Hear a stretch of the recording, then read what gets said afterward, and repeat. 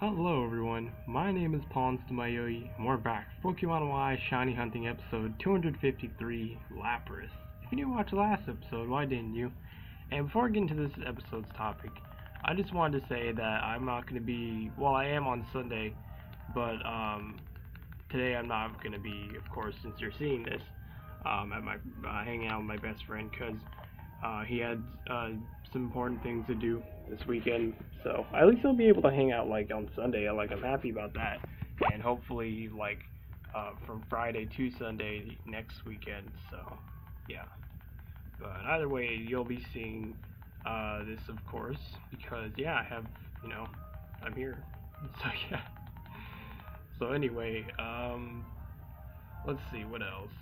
Um, Oh yeah, of course, since today's Saturday and I'm already in Blackthorn City on Pokemon Soul Silver, I will of course make sure to get that, and then hopefully today the winning prize will be a Leaf Stone. I'm hoping. If it's not, then hopefully at least a Water Stone, because there's actually a certain use I can use for a Water Stone currently in the game, because in the one of the Ruins of Alph entrances where the puzzles are and all that, one of the back rooms, it says, it spells out water on in the unknown symbols, and that pretty much means, I remember looking that up like a while ago, seeing what the heck that meant, and that pretty much means that you have to stand in front of it and use a Water Stone. Like you go in the bag and you press use on the Water Stone, and then yeah, that pretty much opens the door. So yeah, if it gets a Water Stone, then hey, it won't be completely useless. I'll use it, and then whatever items I find in there will most likely sell it along with the Water Stone. Well, actually, no, I'll keep the Water Stone, because that's right, I wanted to have Poliwrath eventually, because I'm pretty sure I'm definitely going to want Poliwrath as my damp ability capture helper in that game, because it's just a good Pokemon to have because of the hypnosis, and then of course the damp ability to prevent self-destructing moves. So yeah, I will definitely be doing that. So hey, Waterstone has more uses than I remembered. So yeah. So anyway, yeah, and then of course, like I was saying, if I didn't already say it, since today's Saturday, the reason I was bringing that up was because I've already accessed Blackthorn City like a few days ago, so I'm able to get that Dragon Fang finally for my good old Onyx. And yeah, so I'll hopefully be able to remember to do that, because I wasn't planning on like being here. Of course, I thought for sure I was gonna hang out the whole weekend with my best friend, but it's all right. I am able to do more work now, so can't be can't be mad about that. Well, I wasn't mad just in general. It's just people have busy schedules, you know. It's just still life is. But anyway, I'll finally get into this episode's topic since I wanted to get those things out of the way. Alright, so this episode's topic is by me, and it's an English dubbed anime, so just gonna warn you now, there's gonna be a lot of spoiling, especially in the next 3 episodes I'm recording for this session, because, yeah, if there's not that much to fill for the next 3 episodes topic-wise, then you better believe I'm gonna talk more about this anime, because this one, oh man, this one is one of the longest ones. Um, Besides being Yu-Gi-Oh! 5Ds with being like 130 episodes, this anime is called, first of all, it's called Quarion Logos, and so I'm gonna give you a chance to mute now if you don't want spoilers.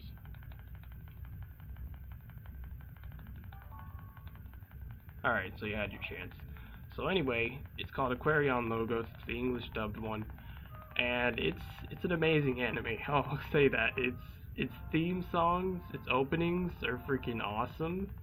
Um, just the main story, the characters, everything, just pretty much everything about it. And there's other series for that. It's not just Aquarion Logos. There's apparently other like timelines, because in the not the first episode, but I think like the second or third, it shows like a different timeline, or maybe it is the first episode actually. I don't know. I forget, but it's somewhere in there where it shows like apparently a different timeline. Well, 2 different timelines actually. You thought it was going to be like that, but then you find out that it's like completely different story and characters in the anime. Well, not story because of course the whole story about the Aquarion logos and all that. So yeah, but anyway, so yeah, that part's pretty awesome because you can see different timelines, and like I said, I'm pretty sure that's like from referencing like from another sequel or a prequel of the Aquarion logos. So I don't bother to like super explore through those kind of things because if I just found it by the researching, like just that alone, then I would just stick with that alone pretty much. Um, Unless it's something like because with 80 Police, I was like looking at it, and then I think 80 Police Files was right under it, and it wasn't that long, so I was like, you know what, I'll watch it just because, and it turned out to be great. But with those certain long animes, besides with Yu-Gi-Oh, I will like make sure to just stay with that one until like someone recommends me to watch this certain one or something like that, and then yeah. So yeah. But I haven't been like the only times these days that I check on the anime website I watch anime on, I only check for the if there's a new Yu-Gi-Oh series for now, because if you didn't know, if I didn't tell you, I gave up on the whole Naruto Shippuden watching it because one of the recent episodes, I think like it came out like a month ago. It was the English dubbed ones, and I was just so disturbed. Like I knew about like her special ability, spoilers as well. Karen, no, not Karin, that's what her name is. The one who's the red-haired girl. She's a new Uzumaki clan member. She's always like she was like on Sasuke's team and all that, and she really likes Sasuke. But you already knew her ability. Like her body was able to like give off healing if someone like sink their teeth into her. Not like super bad, but the episode where it showed her origins, I was just so disgusted. Like I couldn't handle that. I was like, that completely ruined the anime for me. I'm never gonna watch that again or any of the sequels of Naruto. I'm not. I just can't. I just can't. That kind of stuff is too gory. When they just specifically show the things that she's been through, stuff like that, like oh my god, I can't. I just can't. So that's why, if you're wondering if I ever turn down like a recommendation from Naruto, now you know. If unless you don't watch this, then if you don't watch this video and you hear like this right now, then I'll make sure to just tell you either way in the comment section or wherever you recommended me to, either message or whatever. So yeah, I just want to make sure you all knew about that as well, because I almost completely forgot the fact that I just completely gave up on that. I still play Naruto Shippuden Ultimate Ninja Storm 4 because that, of course, that's not like story anime. That's just pretty much playing the game. It's not that I've pretty much seen all the cutscenes and all that. Doesn't show anything about, you know, gory, super gory things that are just really just horrible. So yeah, so anyway, getting back to Aquarion logos. So anyway, it's a very awesome anime, like I said. I would probably say my favorite character, I don't know, because the main character's name is Akira. I think Akira Kaibuki. I know it's like surprising that I remember that, but the anime is just, it's so crazy, it's awesome. And I remember most of the names, like, let's see, what is, I don't know, oh yeah, the little blonde girl that pretty much eventually joins their team, her name's Karen. And then,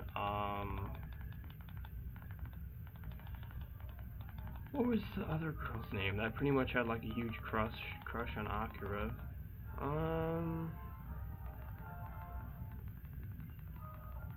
I don't remember, but then the guy who's like the comedian, pretty much, the orange-haired guy, I'm pretty sure his name is Kojo.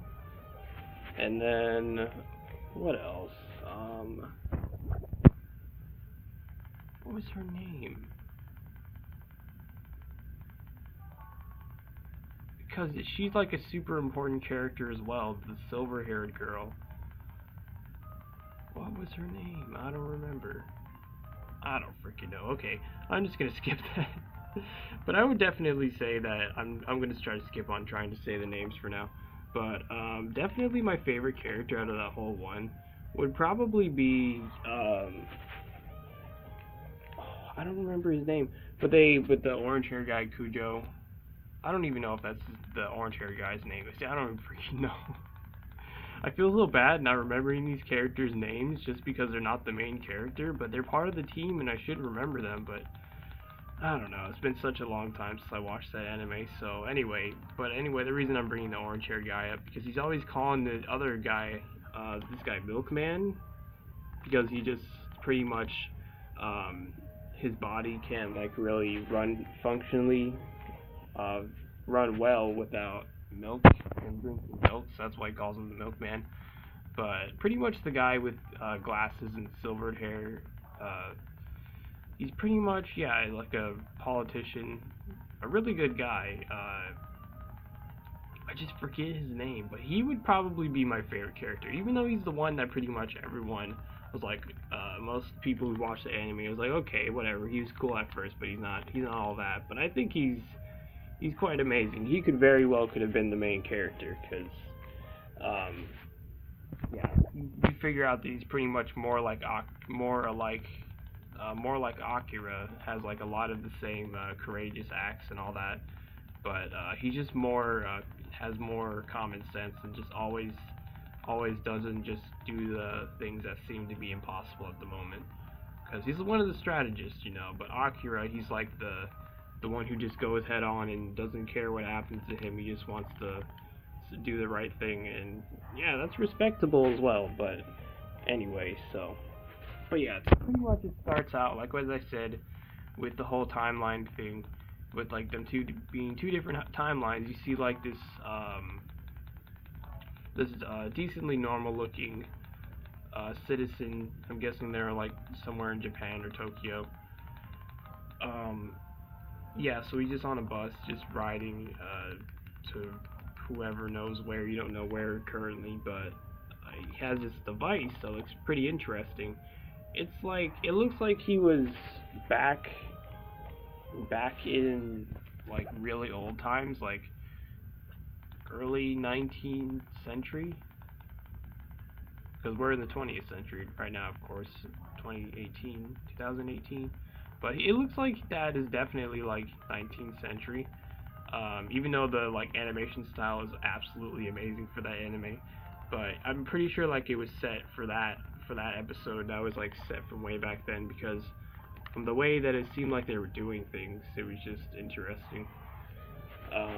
But mainly the also another reason why I was thinking it was so dated back way when with that episode with that timeline, I think is because mainly just the technology that the guy seemed to be rocking. That I know it's like his invention, but you never know if he's like a super crazy, I'm not saying crazy, but I mean like an amazing inventor, but the only things you can seem to like find to make these materials could be looking like a modern day science project today.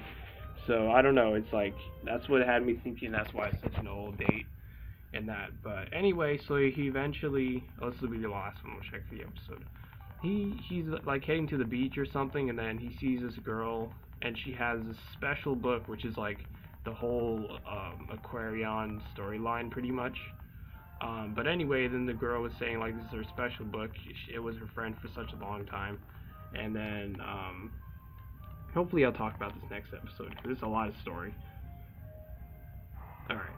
So anyway, if you enjoyed the episode, if you'd be so kind to support me by donating to my Patreon, as long as you're not putting yourself in a bad spot by doing so, of course, then feel free to. The link is in the description down below, and I'll be seeing y'all later. I've been your host, Paul Stamayoi, and goodbye.